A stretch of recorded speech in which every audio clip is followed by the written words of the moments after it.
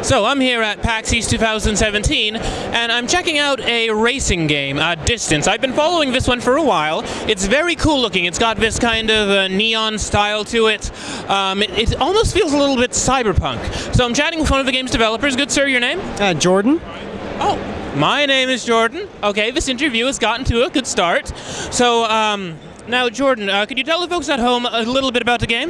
Yeah, so it's a survival racing game.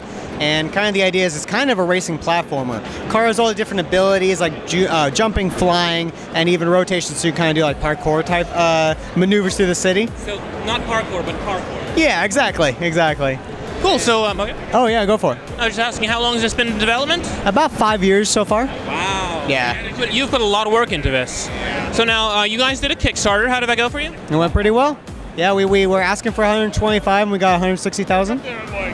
Okay, that's excellent. So now, how long have you been in the games industry? If you consider the student projects that I worked on before, I'd say probably about 8 years.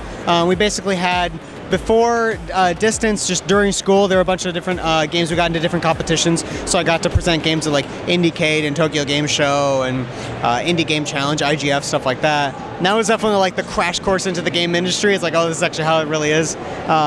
And then kind of as time goes on, it's like, okay, now we start to build our own brand and build our own company, and now we're kind of doing Distance through Refract, our own setup. Oh, that's cool. So now now Refract, not Refract. I know that you guys made a game before this, Nitronic Rush. That was sort of a predecessor? Yeah, exactly. That was the student project that kind of inspired everything that we're doing now. And in reality, that game was just kind of a collection of people's random passions. There was excitement about Tron, there was excitement about Rush, therefore Nitronic Rush. But also just, for someone like me, I was working on the music. I was really excited about EDM type stuff at the time. And people were contributing what they thought would be fun to work on. And it ended up in this collection of, it does feel random and crazy, but that was the spirit of the game. It was something big and exciting. And then Distance going into it, the idea was that, okay, let's refine this. Let's figure out if you really wanted to do a story in a racing game, what would that actually be? And if you wanted to do multiplayer with these mechanics, how far can you push it? So far, what would you say has been your favorite part of developing Distance? Oh man, I'd say probably the best part, at least from my perspective, is seeing the community create their own levels. So we have a level editor right in the main menu that anyone can access. And it's the same level editor we use to make our game. So we basically are able to see people upload levels to a Steam Workshop, see the crazy creativity, whether they're remaking some beloved franchise that they really love or creating an entirely new story in their own world, in their own environment. I think there's something really exciting to kind of every week open up and just be like, okay, what, several dozen, levels got uploaded this week and try to keep up with that. All right, that's pretty cool. Now, what would you say has been your biggest challenge? I'd say the story part of it. I'd say trying to figure out how to get people to focus on, and be interested and invested in the story despite the world blasting past 1,000,000 miles an hour. And one thing that we recently did, kind of even connecting to the level editor side of things, we actually hired 3 people in our community that were making really impressive content, either exploring with just new ideas gameplay-wise or story-wise in their own levels.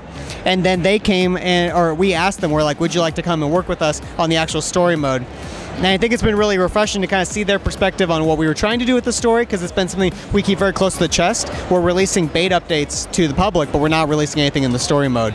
And now we're basically saying, okay, with this fresh perspective, how can we actually achieve, all of our goals with the story that we wanted to hit?